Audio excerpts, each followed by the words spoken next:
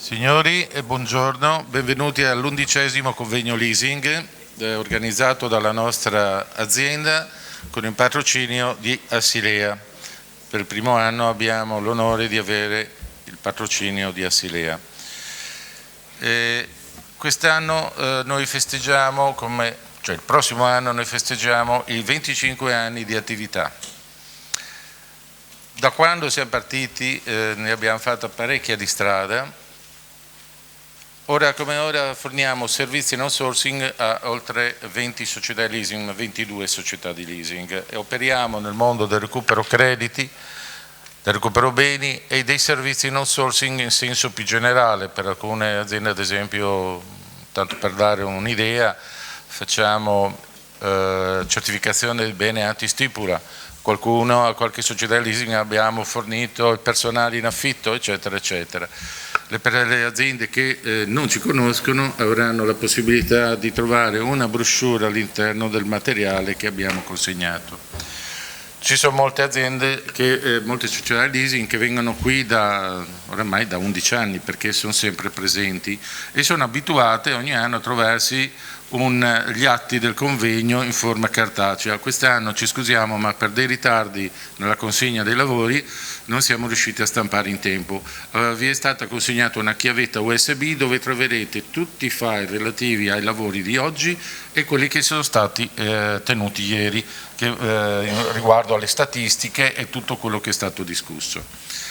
Io non voglio dilungarmi molto su questa presentazione e vorrei passare subito al primo relatore, però prima ritengo doveroso fare alcuni ringraziamenti, in particolar modo al comitato scientifico che ogni anno si adopera per organizzare questo convegno.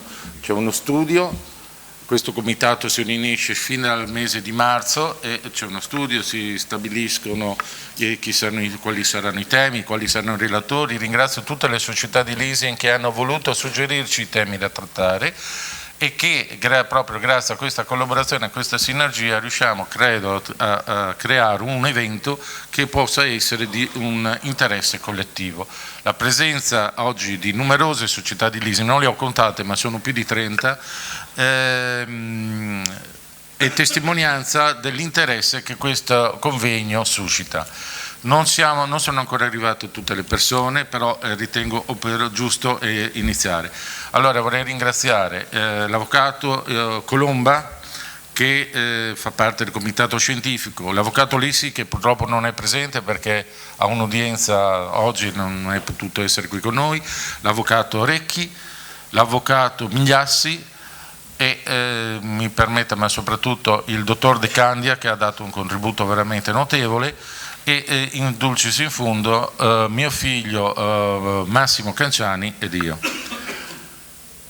Inoltre non sono ancora arrivati ma le sto attendendo, il saluto casomai lo farò dopo, sarà qui presente con noi anche il presidente della piccola industria italiana, il dottor è arrivato, ecco, il dottor Baban che è anche vicepresidente di Confindustria. Bergamoschino, se deve parlare parli a voce alta. Ho dimenticato Trunfio. Trunfio, lei è andato in Sudafrica e mi perdoni ma anche giustamente mi fanno notare che a 62 anni ho dimenticato l'avvocato Trunfio che fa parte del comitato scientifico da sempre, quindi veramente un grande ringraziamento all'avvocato Trunfio. Detto questo io non perdo altro tempo, vorrei passare la parola al dottor De Candia che tratterà il primo argomento. Grazie.